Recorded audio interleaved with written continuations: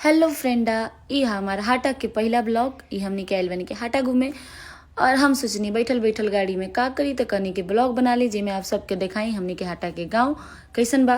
और ये बनी हमनी के मम्मी और जीतू जी, और जीतू जी के साथ बैठल बड़ी गाड़ी में मनप्रीत उनका के सिस्टर। और मम्मी हमनी के ब्लॉग देख देख के काफ़ी खुश होत रहनी। ये देखी हाटा हमनी के गाँव देख कितना सुंदर गाँव बा हमनी के। और गाड़ी में बैठे बैठे का करी तो हम कनी के थोड़ा फोटो शूट हो जाओ, खुदे रील बना ली।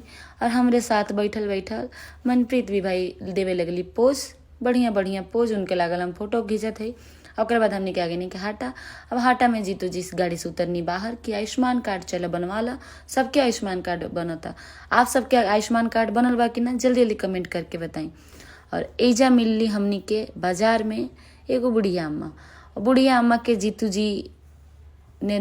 जी दिहनी गिलास, और गिलास लेके बुढ़िया अम्मा खूब हो गई खुश और लगली खूब सारा देवे जीतू के आशीर्वाद।